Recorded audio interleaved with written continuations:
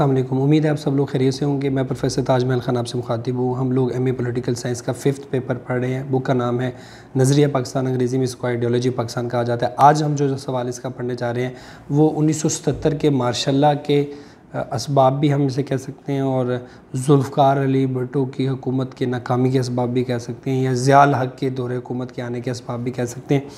تو عوامی حکومت جس کا قائد زیڈ بھٹو یعنی ذوالفقار علی بھٹو تھا، جو بطور چیف ایڈمنسٹر اور صدر پاکستان کی حیثیت سے اس نے حلف اٹھایا اور بعد میں وزیر اعظم کا عہدہ سنبھالا.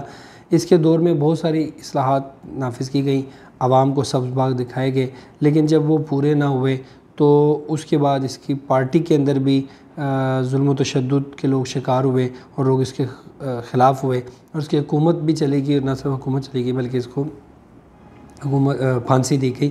تو ذوالفقار علی بھٹو کی جو زوال کے اسباب تھے ان میں سب سے پہلی جو وجہ تھی وہ تھی بھٹو کی مطلق العنانی.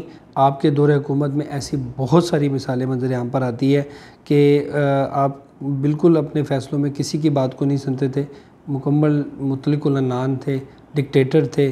بعض اوقات قانون کا مسودہ تیار نہ ہوتا تو خود ہی اس پر اطلاق کر دیتے، اعلان کر دیتے.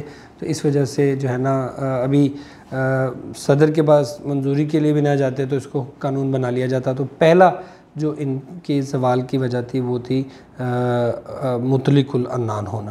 دوسرا، حزب جہاں پہ اپنی پارٹی میں یہ حالت تھی تو جو اپوزیشن تھی اس کے ساتھ ناروا سلوک تھا. کئی بار حزب اختلاف کے ساتھ ناروا سلوک کیا گیا، بعض اوقات انہیں ایوان سے نکل جانے کو کہا گیا اور ان کی عدم موجودگی میں اپنی مرضی کے قانون خود پاس کر لیتے جس سے ایوان اور ایوان کے باہر نظم و نسق میں خرابی ہوتی. تو یہ دوسری وجہ ہے کہ حزب اختلاف کے ساتھ جو ان کا ناروا سلوک تھا.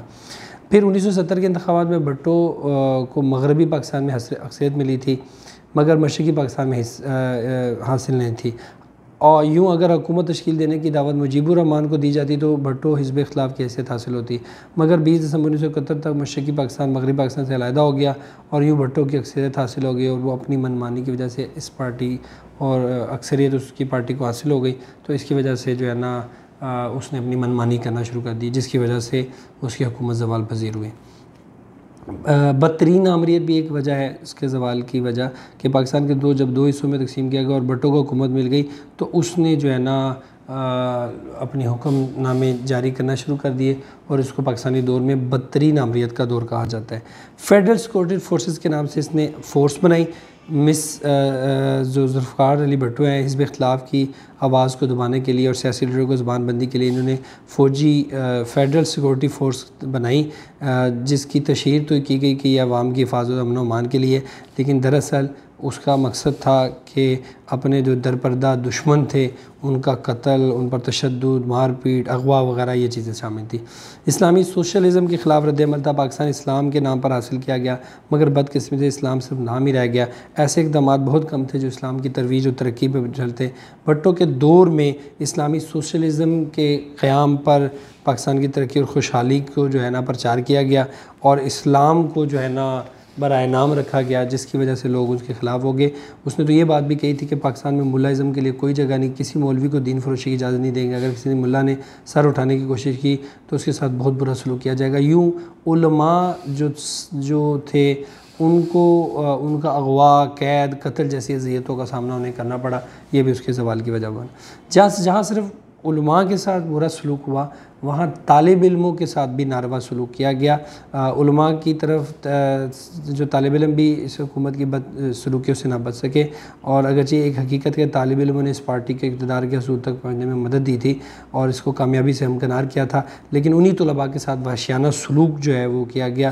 ان کے سر عام پٹوانا، اغوا کرنا، قتل کرنا، اذیت جیسے طریقے جو ہیں ان پر اپنا جو ہے کیے جاتے تھے. تو یہ بھی ایک وجہ بنی کہ طالب علموں کے ساتھ جو ناروا سلوک تھا. معیشت کی بدحالی، بھٹو نے اقتدار سنبھالتے ہی عوام کو خوش کرنے کے لیے بڑے سبز باغ دکھائے لیکن اصل میں ایسا کچھ نہیں تھا.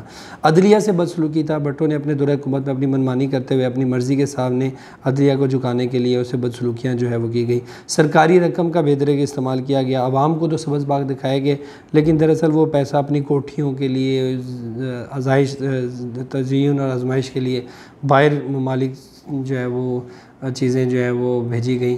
تو جو عوامی پیسہ تھا، جو سرکاری رقم تھی، وہ اپنے مقاصد اور مفادات کے لیے بے دریغ استعمال کی گئی۔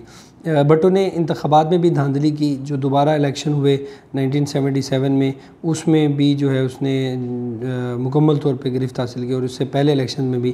تو کہا جاتا ہے کہ انتخابات کے دوران بدعنوانی بھی، دھاندلی بھی اس کے زوال کی وجہ بنی۔ تو بڑا ہی آسان سوال ہے، مجھے امید ہے سمجھ میں آ گیا۔ Thank you so much.